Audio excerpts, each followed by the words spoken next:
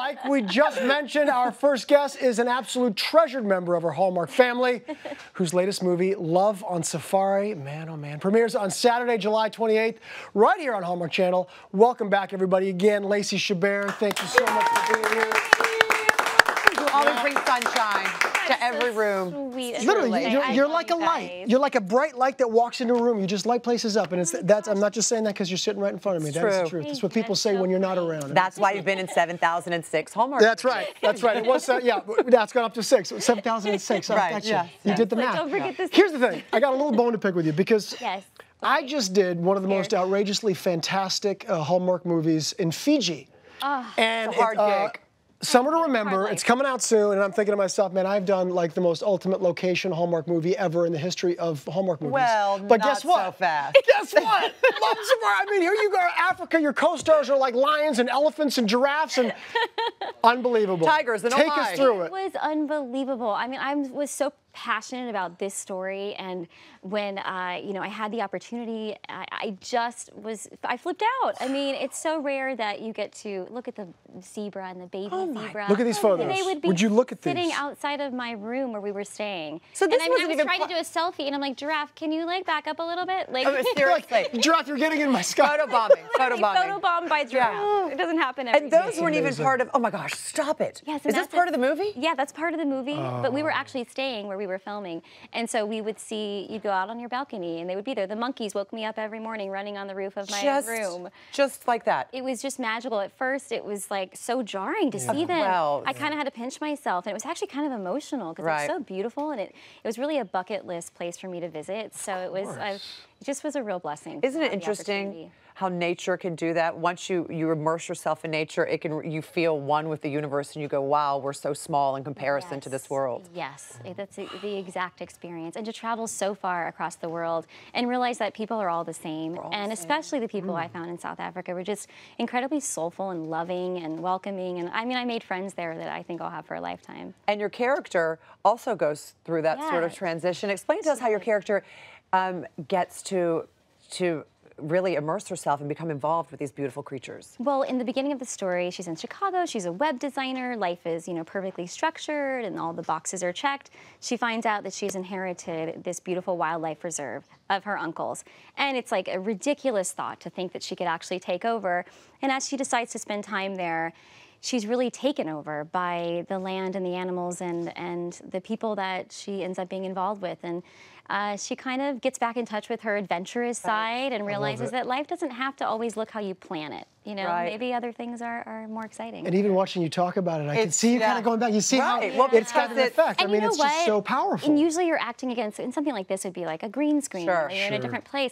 But actually being there and just watching elephants roam by, like it was so much easier for my job because I just got to experience it.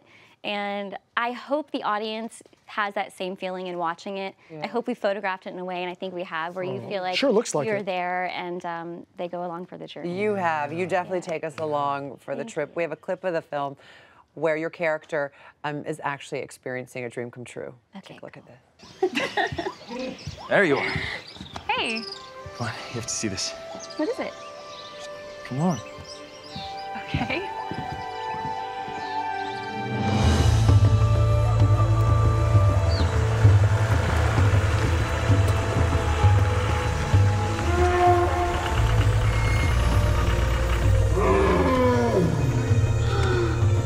There. That's Kimba and her calf. Kimba's baby. Hey, Kira. What? And... Perfect. I just...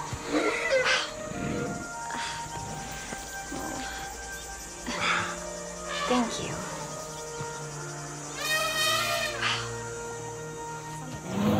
A lot of it was not. I'm kind of frozen in like shock and awe and beauty. I mean, I'm watching that. I'm thinking, I was literally asking, was there any of that like green screen? That was all We were literally all shot there, as is. sitting there, and it was hard to remember my lines sometimes because I would get so enthralled in watching that I'm like, oh wait, we're in a scene. I got to do something. Those are wild animals. These are, for people at home to understand, those are not trained animals. These are animals that are just used to seeing people on safari. Yeah, and they were incredibly cared for, and we were obviously very respectful, and it was like, it was an insane experience to be that up close and personal. Well, we talked a little bit about the monkeys too. You were so up close and personal with the monkeys as Baby well. monkeys. Okay, so I was missing my daughter terribly. I It was imagine. in her I best thought about interest that. to stay home, you know, with Dad and my family. And so anytime I saw a mama and a baby animal, I just about broke down. Oh my gosh, little look monkeys. at that. And just how Your they care parenting for their instincts, look at young. that. And yes, I have a whole collage of photos of mommy and baby animals. And how protective they are. And I'm sure someday you're going to take Julia So back protected. with you. You know what? I had this feeling I'm going to go back. It Yeah. is such a magical place, for lack of a better word. I feel like I'll go back, and I can't wait to take her. And in the meantime, I can't wait till she's old enough to watch the movie and tell her the stories. You know, I did this and I did it for her. And You know, tying Julia into this, it's obviously we're celebrating Christmas in July here. Tell us the story about how you broke the news to your parents that you were pregnant, was a bit of a because it's very Christmas related. Yeah, it was Yes. the ultimate Christmas present. yes, and my Christmas loving heart just loves this decorated house I so much. know. I can't take it. I know. Right? It's pretty awesome. But yeah, I found out I was pregnant right before Christmas. And so on Christmas Eve, we were all together. And I was like, let's just tell them as a Christmas present. And so we gave my parents these little, it was a little baby onesie and a little pair of mittens. And it said, my first Christmas. And they were like, okay, like, who's this gonna fit? Like, what is this? And then it dawned on them, like, are you pregnant? And I was like, yeah. And we were all crying and happy. And I got little goosebumps. so now every Christmas Eve, you know, we remember that. And they also ask me if I'm pregnant. Well, of course. Yeah. And then we'll continue to ask you until you're 60. They'll continue to ask if you're pregnant, like they do every year. Well, we have an early Christmas present for you. It's Christmas in July, so What? Yep. 6 months early. Why not? Yeah. Your TV brother was here recently co-hosting with me, one of our very favorite people, you know, Scott Wolf, and he wanted to share a memory with you that he will not soon forget. For sure. Take a look. Hi, Lacey. It's me, your big brother. I know you got to work with some amazing animals on the movie Love on Safari, and it reminded me of when we were working on Party of Five, and they needed Thurber, our slimy bulldog, to lick your face at the end of a scene, and he wouldn't lick your face, so they rubbed bacon grease all over your 11-year-old face, and this dog thankfully didn't eat your head whole, but licked your face at the end of the scene, and you were such a trooper, and I love you and I miss you. Behind the scenes That's gonna make me cry. On your Sweet. face. Yes, I You remember first of all that? love Scott and that cast Yeah. so much, so it brings back a lot of really good memories. But yeah, I remember I always had the scenes with Thurber the dog, and it was like, it'd be like, put some peanut butter on her. And I was a kid, so I was game. At one point, You're like, it was sure. bacon grease.